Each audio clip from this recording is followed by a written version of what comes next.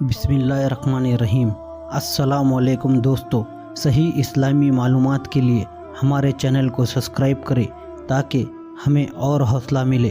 حضور اقدس صلی اللہ تعالیٰ علیہ وسلم کے والد حضرت عبداللہ، یہ ہمارے حضور رحمت عالم صلی اللہ تعالیٰ علیہ وسلم کے والد ماجد ہے۔ یہ عبد المطلب کے تمام بیٹوں میں سب سے زیادہ والد کے لاڑلے اور پیارے تھے، چونکہ ان کی پیشانی میں نور محمدی اپنی پوری شان و شوکت کے ساتھ جلوہ گر تھا، اسی لیے حسن پیکر اور جمال صورت و کمال سیرت کے آئیندار اور عفت و پارسائی میں یکتا روزگار تھے۔ قبیلہ قریش کی تمام حسین عورتیں ان کے حسن و جمال پر فر فاتح اور ان سے شادی کی خواستگار تھی، مگر عبد المطلب ان کے لیے ایک ایسی عورت کی تلاش میں تھے جو حسن و جمال کے ساتھ ساتھ حسب نسب کی شرافت اور عفت و پارسائی میں بھی ممتاز ہو۔ عجیب اتفاق کی ایک دن عبداللہ شکار کے لیے جنگل میں تشریف لے گئے۔ ملک شام کے یہودی چند علامتوں سے پہچان گئے تھے کہ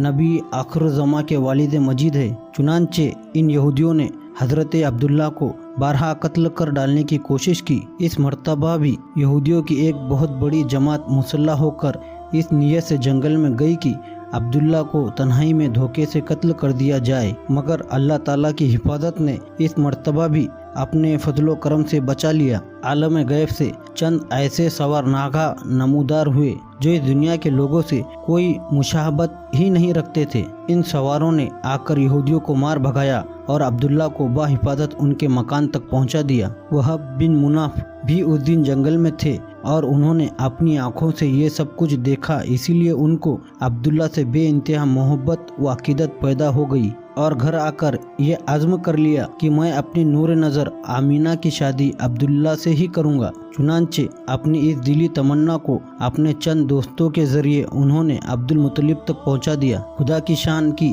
عبد المطلب اپنے نور نظر عبداللہ کے لیے جیسی دلہن کی تلاش میں تھے، وہ ساری خوبیاں حضرت آمینہ بنت وہب میں موجود تھی۔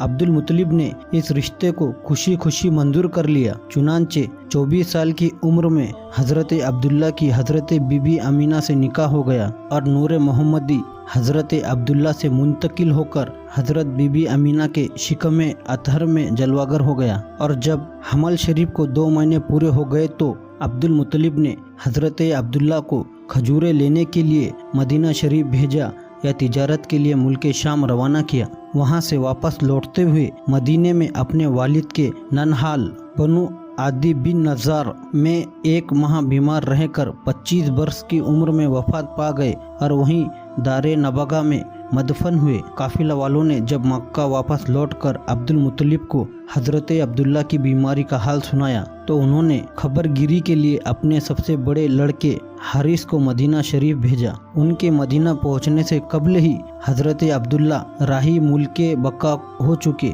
حارث نے مکہ واپس ہو کر جب وفات کی خبر سنائی تو سارا گھر ماتم کدا بن گیا اور بنو ہاشم کے ہر گھر میں ماتم برپا ہو گیا۔ خود حضرت آمینہ نے اپنے مرحوم شوہر کا ایسا پر درد مرثیہ کہا ہے کہ جس کو سن کر آج بھی دل درد سے بھر جاتا ہے۔ روایت ہے کہ حضرت عبداللہ کی وفات پر فرشتوں نے غمگین ہو کر بڑی حسرت کے ساتھ کہا کہ الہی، تیرا نبی یتیم ہو گیا۔ حضرت حق نے فرمایا، کیا ہوا؟ میں اس کا حامی و حافظ ہوں۔ حضرت عبداللہ کا ترکہ ایک لونڈی ام ایمن جن کا نام برکہ تھا، کچھ اونٹ کچھ بکریاں تھی، یہ سب ترکہ حضور صلی اللہ تعالیٰ علیہ وسلم کو ملا۔ ام ایمن بچپن میں حضور اقدس صلی اللہ تعالیٰ علیہ وسلم کی دیکھ بھال کرتی تھی، کھلاتی، کپڑا پہناتی، پرورش کی پوری ضروریات مہیا کراتی۔ اسی لیے حضور اقدس صلی اللہ تعالیٰ علیہ وسلم تمام عمر ام ایمن کی